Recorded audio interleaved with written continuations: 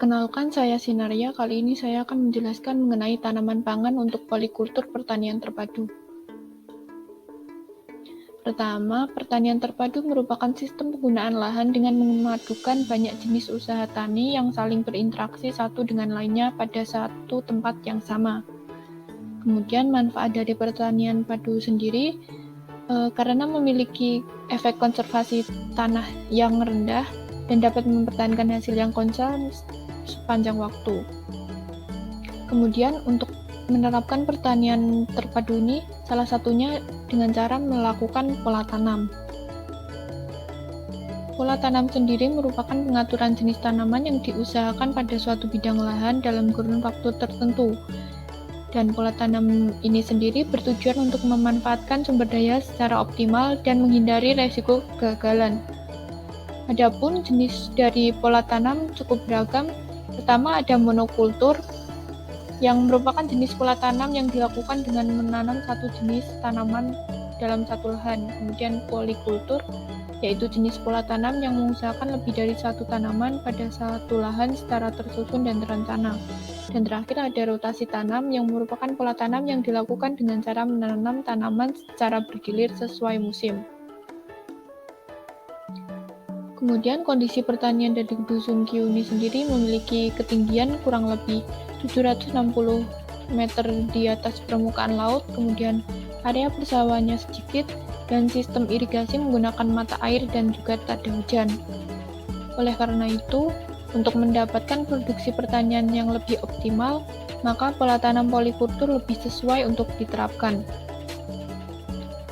Manfaat polikultur sendiri yaitu mengurangi pertumbuhan gulma dan serangan hama atau organisme pengganggu tanaman, kemudian menambah kesuburan tanah, meningkatkan efisiensi dan produktivitas lahan, menghasilkan hasil panen yang beragam, serta memutus siklus hidup hama atau penyakit.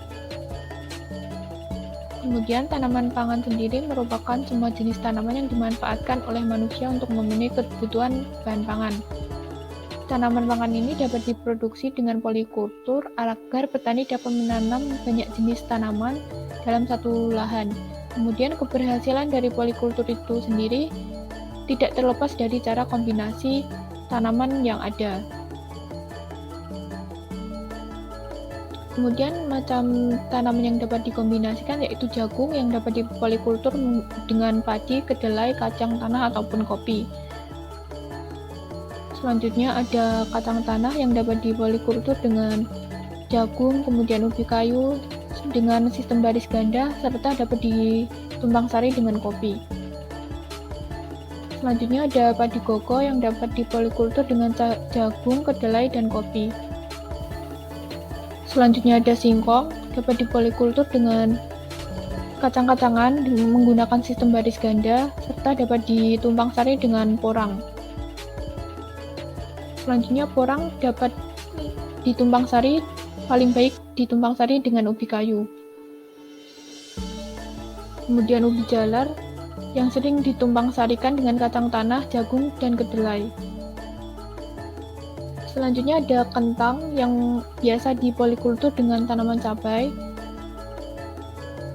Kemudian talas yang sering dipolikultur dengan jagung, kemudian porang, serta dapat dijadikan sebagai tanaman sela pada perkebunan kopi. Selanjutnya ada kacang merah yang sering dipolikultur dengan tanaman jagung. Kemudian kedelai yang sering dipolikultur menggunakan sistem legowo dengan tanaman jagung. Sekian materi yang dapat saya sampaikan. Untuk lebih lengkapnya dapat dilihat pada buklet yang sudah ada. Terima kasih, semoga bermanfaat.